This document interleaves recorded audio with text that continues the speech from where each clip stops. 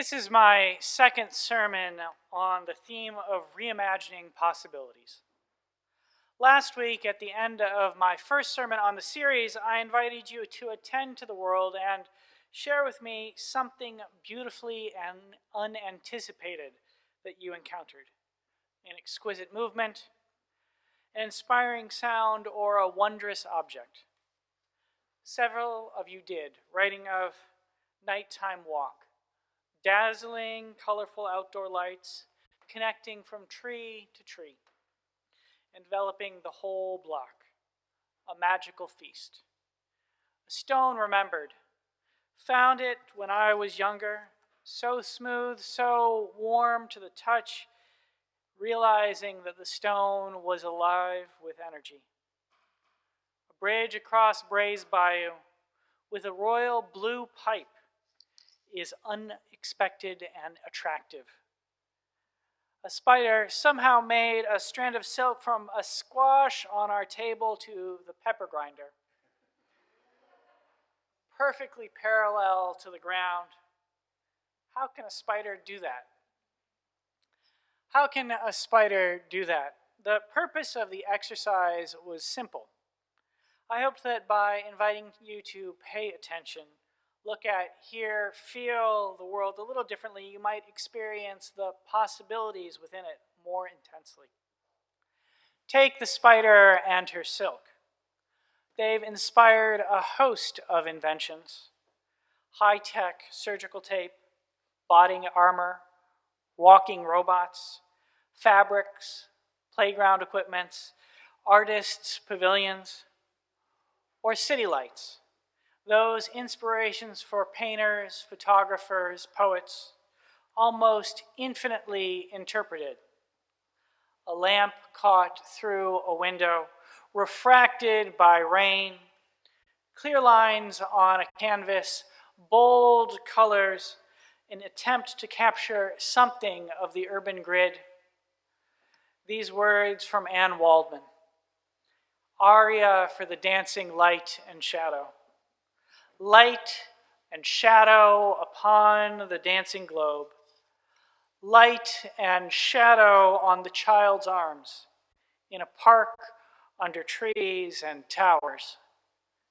Beauty, possibility, the creation of art, seeds for human invention all around. The unofficial theme poem for this sermon series comes from Diane de Prima. Her work, Rant, is too long and maybe a little too bawdy for a Sunday morning service. But even fragmented, it contains much wisdom. The war that matters is the war against the imagination. All other wars are subsumed in it.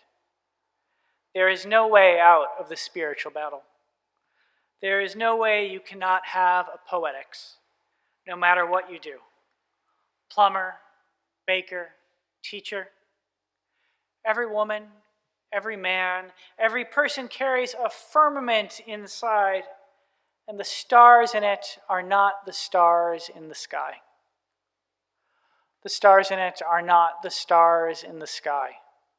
We humans are born with unknown possibilities embedded within us. Each of our lives contains creative acts, large and small, blessed with the power to alter the world.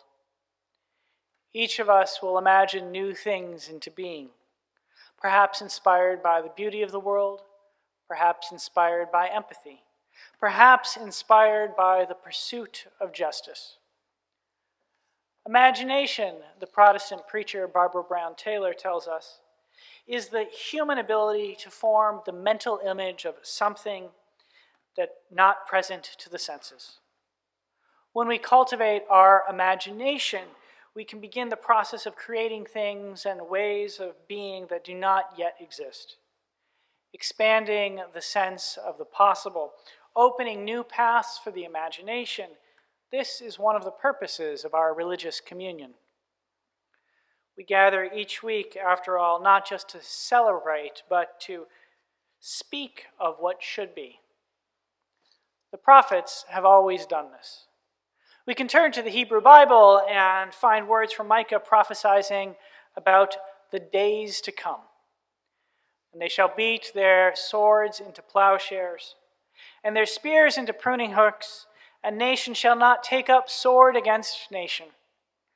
They shall never know war, but every man shall sit under his grapevine or fig tree with no one to disturb him. We can look to the middle of the last century and find James Baldwin telling us we have a responsibility, not only to ourselves and to our own time, but to those who are coming after. I refuse to believe that no one is coming after us. And I suppose that this responsibility can only be discharged by dealing truthfully, as we know it, with our present fortunes, these present days. And it cannot be too often repeated in this country now that where there is no vision, the people perish. These present days, where there is no vision, the people perish.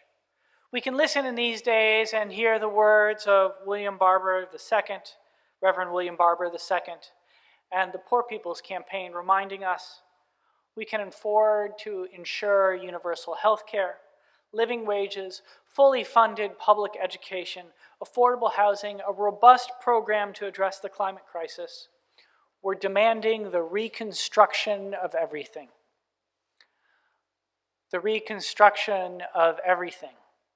What does it mean in these days to imagine what is possible in our own lives, in our religious community, in our city, in our country, in this world, or even in our solar system? The poet Tracy K. Smith encourages us to imagine that far. She invites us to imagine the universe is a house party. Not an unfriendly place, but a space for celebration. A place best blessed with possibilities. A place where we discover we are not alone, but rather surrounded by unexpected friends. Do you know what she's talking about? I can testify something of the possibility of which she writes, for certainly in my years, I've wandered into jazz clubs and dance halls across the continent and over the ocean where sometimes speaking the language and sometimes not, I've encountered magic moments of possibility where, united by music or dance or poetry or art or just good food, the limits of the world seem to drop away and someone opens their heart, offers friendship, hospitality, unexpected gifts. Gracile, robust, mi casa es su casa, never more sincere. Seeing us, they'll know exactly what we mean. Of course, it's ours. If it's anyone, it's ours. The words have a different valence, a different weight to them, a different meaning when they come from one of the preeminent living black poets, which is what Smith is, than when they come from me. Her assertion, if it's anyone, it's ours, is freighted with the possibility that the earth could be a common treasury for all, a source of rich joy and beauty, not just for the privileged, the powerful, but for everyone. It's like how the weight of Malcolm X's words, "I believe in human rights for everyone," carry the full force of a fundamental reimagining of what is possible for humanity. Embedded in them is the power to end white supremacy. A simple statement, "I believe in human rights for everyone," they are an invitation to awaken to a new order of things, one in which the dignity of all humans is celebrated, one in which wrong has been set to right, and there are no different orders of justice, different classes of citizenship for people of different races. I believe in human rights for everyone. Spoken by me, it's probably an anodyne phrase presenting little challenge to the established order. Offered by the man Ossie Davis named a black shining prince, they demand a reimagining of the possible, an upending of what is and its replacement by what should be. reimagining the possible. My invitation to imagine the beautiful and my reminder that we are called to speak of the world as it should be are, in truth, invitations into faith. Faith is sometimes described as trust in things not seen. I'm offering you a slightly different construction, slightly different and contrasting definition. Rather than trusting in things unseen, I'm suggesting that we trust in things little seen or not noticed as they should be. The beauty of the earth can unfold for us if we really open ourselves to it. Hope for justice is available in the ideas and actions of those who have come before and those who are now living, who have struggled to make the city, the country, and the planet better for those who will come after. Our sense of the possible is opened up when we look outside the confines of our own traditions. As someone who was raised Unitarian Universalist and whose family background is Jewish and Protestant, I found myself recently inspired by the ways in which sayings and fables collected by Muslims prompt me to reimagine Jesus. Jesus is a revered prophet in Islam. He makes many appearances in the Quran. The text even offers a miraculous account of his birth narrative. He is so important of a figure in the Islamic tradition that the scholar Tarif Khalidi has been able to assemble more than 300 texts about him from Arabic Muslim literature over the last centuries. In many of these texts, we find Jesus challenging us to reimagine what is possible and calling us to open ourselves to where we might encounter the divine, which is another way of saying where we might find the beautiful. In the story we shared with you earlier, Jesus castigates one of his disciples for having insufficient faith, which appears to mean insufficient imagination and failing to walk on water. Stretch forth your hand, you man of little faith. If the son of Adam had a grain or atom's weight of faith, he would walk on water, Jesus said to his follower. The implication is clear. If the disciple could but imagine the possibility of walking on water, then it would be rendered actual. Like Jesus, the text suggests the disciple only needed faith to walk across the waves. In another text, we find Jesus in a debate with Satan. The prophet asks the devil, "What is it that truly breaks your back?" To which the evil one replies, "The neighing of horses in the name of God." Within the animal sounds, the text suggests can be found reference, moments of beauty that bespeak of the divine. Why? The text tells us not. Perhaps it's because, like the stone, the lights, or the spider you shared with me, the world is imbued with the sacred. And the devil is most upset when we remember this. Every man, every woman, every person carries a firmament inside, and the stars in it are not the stars in the sky. I've told you these things in encouragement to reimagine what is possible. The world is a hard place for so many of us right now. The pandemic, political instability, the ongoing resurgence of white supremacy, the climate crisis, rising inflation, the horrible storm that devastated Kentucky, the assaults on reproductive freedoms, transgender rights, democracy right here in Texas. The list goes on and on. At such times, we are called as a religious community to offer a testimony that things can be different than they are now. Does not the prophet Isaiah speak of possibility for the world in which he might be a herald of joy to the humble, to bind up the wounded of heart, to proclaim release of the captives, liberation of the imprisoned, and is offering a similar testimony in these days not one of the tasks of our community?